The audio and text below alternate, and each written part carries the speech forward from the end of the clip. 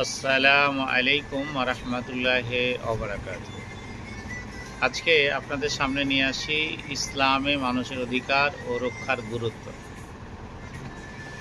আলহামদুলিল্লাহ নাহমাদুহু ওয়া নাস্তাঈনুহু ওয়া নাস্তাগফিরুহু ওয়া নু'মিনু বিহি ওয়া নাতাওয়াক্কালু আলাইহি ওয়া নাউযু বিল্লাহি মিন শুরুরি আনফুসিনা ওয়া মিন সাইয়্যাতি আমালিনা ওয়া মান ইয়াহদিহিল্লাহু ফালা হাদিয়া লাহু ونشهد أن لا إله إلا الله ونشهد أن محمدا عبده ورسوله أما بعد।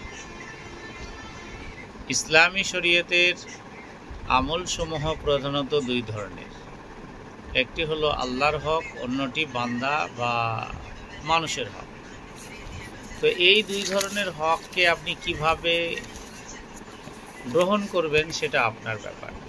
এই দুই ধরনের আমলের মধ্যে আল্লাহ এবং তার রসুল সাল্লাল্লাহু আলাইহি ওয়াসাল্লাম কর্তৃক যেগুলো আবশ্যক করা হয়েছে সেগুলো ফরজ, এবং যে কাজগুলো নিষেধ করা হয়েছে, যেগুলো করলে পরকালে শাস্তির কথা ঘোষণা করা হয়েছে, সেগুলো হারাম। ইসলামে ফরজ বিষয় এবং হারাম বিষয়সমূহ পর্যালোচনা করলে দেখা যায় অল্প কিছু আমল শুধুমাত্র আল্লাহর হক, আর বাকি অধিকাংশ বিষয়গুলো মানুষের সঙ্গে বা চলাফেরার ক্ষেত্রে টোটাল মানুষের সঙ্গে হক বা মানুষের সঙ্গে জড়িত। তা হুকুকুল ইবাদ এর আক্ষরিক অর্থে যেটা বলতে চেয়েছে হুকুকুল ইবাদ নিয়ে নিম্নে বিশ্লেষণ নিশ্চয় করা হবে বা বলবো ইনশাআল্লাহ। ইসলামের ভিত্তিসমূহ ক্ষুধার্তকে খাওয়ানো এবং সালামের প্রসার। প্রথম কোনো মুসলিম ভাইয়ের সঙ্গে দেখা হলেই আসসালামু আলাইকুম রহমতুল্লাহি ওয়া বারাকাতুহু আপনি বলতে পারেন। কিন্তু আজকে আমরা তো ভাবছি ও হানাফি, আমি ফারাজি, ওকে কি জন্য সালাম করব? ও ফারাজি, আমি হানাফি, ওকে কি জন্য সালাম করব? ও বেরেলি, ও হচ্ছে দেওবন্দ, ওকে আমি কি জন্য সালাম করব? এখন মানুষের ধারণা এরকম এসে গেছে, ওর মাথায় গোল টুপি, আমার মাথায় লম্বা টুপি, ওর মাথায় একদম কি কারুকার্য কারক টুপি, ওর মাথায় চাঁদতারা টুপি, ওকে কি জন্য সালাম করব? যাই হোক, আমরা আমাদের প্রিয় হাবিব হযরত মুহাম্মদ সাল্লাল্লাহু আলাইহি ওয়াসাল্লামের শেষ যুগের শেষ জামানার প্রিয় হাবিবের উম্মত বলে আমরা মনে করি। তো এখানে বলা হচ্ছে সব থেকে বড় একটা ইবাদত ক্ষুধার্তকে খাওয়ানো এবং ইসলামের প্রসার। আব্দুল্লাহ ইবনে ওমর ইবনুল আস রাদিয়াল্লাহু তাআলা আনহু থেকে বর্ণিত, এক ব্যক্তি রাসূলুল্লাহ সাল্লাল্লাহু আলাইহি ওয়াসাল্লামকে জিজ্ঞেস করল ইসলামের সর্বোত্তম কাজ কি? তিনি বললেন, ক্ষুধার্তকে অন্নদান করো বা অন্নদান করবে বা ক্ষুধার্তকে খাওয়াবে।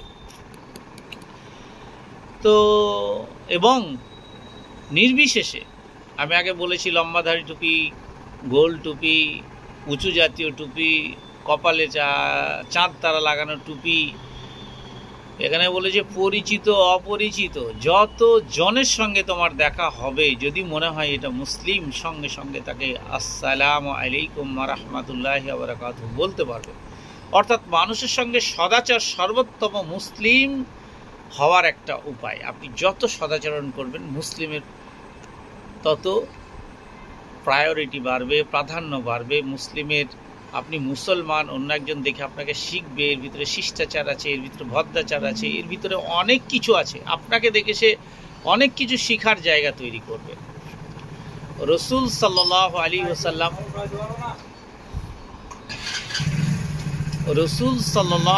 ওয়াসাল্লাম একটি হাদিসে ধ্বংসকারী 60টি হারাম কাজ থেকে বেঁচে থাকতে বলেছেন, যার মধ্যে অধিকাংশ মানুষই হক জড়িত।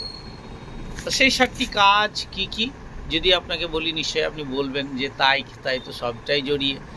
তাহলে আবু হুরায়রা রাদিয়াল্লাহু তাআলা আনহু থেকে বর্ণিত, রাসূল আকরাম হযরত মুহাম্মদ সাল্লাল্লাহু আলাইহি ওয়াসাল্লাম বলেছেন, ধ্বংসকারী 60টি কাজ থেকে তোমরা বেঁচে থাকো। তাহলে সেই ধ্বংসকারী কাজগুলো কি কি? যদি বলা হয় হে আল্লাহর রাসূল, সেগুলো কি কি? তিনি বললেন, আল্লাহর সঙ্গে শরিক না করা। আপনি চলছেন, এই যেমন ধরেন পীর পূজারি, গাছ পূজারি, সূর্য পূজারি, এখানে আল্লাহর সাথে সরাসরি শরীক করা হচ্ছে। এটা হচ্ছে প্রধান একটা করা। জাদু করা, আল্লাহ যার হত্যা নিষেধ করেছেন যথার্থ কারণ ছাড়া তাকে হত্যা করা, এতিমদের মাল ভক্ষণ করা, অন্যায়ভাবে আত্মসাৎ করা, সুদ খাওয়া, যুদ্ধক্ষেত্রে থেকে পলায়ন করা, আর কি বলবো আপনাকে, সাক্ষী সরলমনা ইমানদার নারীর প্রতি অপবাদ আরোপ করা, এইগুলো বিভিন্নভাবে বলেছে। যাই হোক, আজকে এখানে এই পর্যন্ত। আসসালামু আলাইকুম ওয়া রাহমাতুল্লাহি ওয়া বারাকাতুহু।